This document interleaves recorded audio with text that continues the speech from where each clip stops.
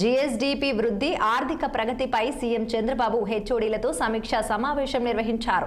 హాజరైన మంత్రులు, సీనియర్ అధికారులకు ఇక ప్రస్తుత ఆర్థిక సంవత్సరంలో సాధించిన వృద్ధి, భవిష్యత్తు లక్ష్యాలపై సీఎం చంద్రబాబు దిశానిర్దేశం చేశారు. ఈ సందర్భంగా చంద్రబాబు మాట్లాడుతూ, గత ప్రభుత్వం కేంద్రం ఇచ్చిన నిధులను సక్రమంగా వినియోగించుకోకపోవటం వల్లే రాష్ట్రంలో అభివృద్ధి జరగలేదని అన్నారు. అలాగే ఒక పథకానికి విడుదలైన నిధులను మరో పథకానికి వాడుకోవటానికి వీల్లేదని స్పష్టం చేశారు. రాష్ట్రంలోని అధికారుల పనితీరును బట్టి పారదర్శకంగా నివేదికలు ఇస్తామని సీఎం తెలిపారు. మంత్రులు, అధికారులు తమ శాఖల్లో జవాబుదారీగా ఉండాలని, 10 ఏళ్ల పాటు ఆడిట్ చేయని శాఖలు ఉన్నాయని, వాటి డబ్బులు ఎక్కడ ఖర్చు అయ్యాయో తెలియని పరిస్థితి నెలకొందని చంద్రబాబు వ్యాఖ్యానించారు. ఈ దేశంలో మీరు ఒకసారి గుర్తుపెట్టుకోవాల్సింది, 30 ఏళ్లకు మనం ఐటీ ప్రమోట్ చేశాం. Nobody visualised. ఈరోజు ఐటీ ఈ దేశాన్ని ప్రపంచానికి, నాలెడ్జ్ ఎకానమీకి ఒక నాయకత్వం ఇచ్చే దేశంగా చూసే పరిస్థితికి వచ్చారు. ఎన్నేళ్ళు ఇవన్నీ? 20 ఏళ్ళు, 30 ఏళ్ళు. ఆ రోజు ఒక simple policy IT.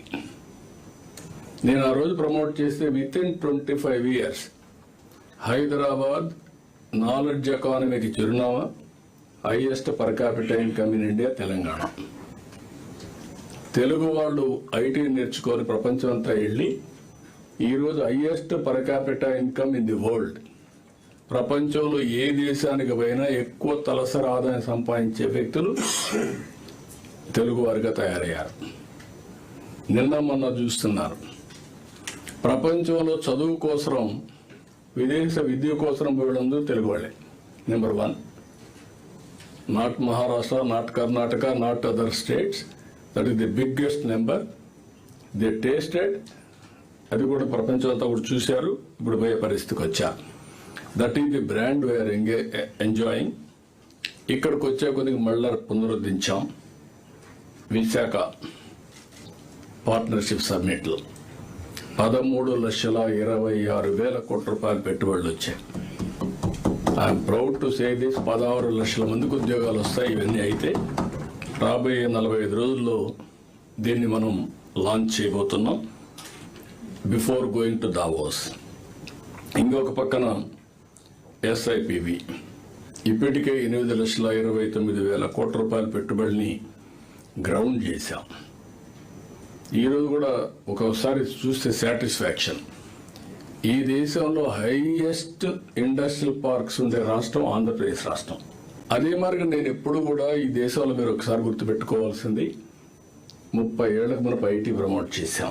Nobody visualised. ఈరోజు ఐటీ ఈ దేశాన్ని ప్రపంచానికి, నాలెడ్జ్ ఎకానమీకి ఒక నాయకత్వం ఇచ్చే దేశంగా చూసే పరిస్థితికి వచ్చారు. ఎన్నేళ్ళు ఇవన్నీ? 20 ఏళ్ళు, 30 ఏళ్ళు. ఆ రోజు ఒక సింపుల్ పాలసీ ఐటీ. నేను ఆ రోజు ప్రమోట్ చేస్తే వితిన్ 25 years హైదరాబాద్ నాలెడ్జ్ ఎకానమీకి చిరునామా, highest per capital income in India Telangana. Telugu వాళ్ళు ఐటీ నేర్చుకొని ప్రపంచం అంతా వెళ్ళి ఈరోజు highest per capital income in the world. ప్రపంచంలో ఏ దేశానికి పోయినా ఎక్కువ తలసరి ఆదాయం సంపాదించే వ్యక్తులు తెలుగు వారిగా తయారయ్యారు. నిన్న మొన్న చూస్తున్నారు, ప్రపంచంలో చదువు కోసం, విదేశ విద్య కోసం పోవడంలో తెలుగు వాళ్ళే number 1. Not Maharashtra, not Karnataka, not other states. That is the biggest number.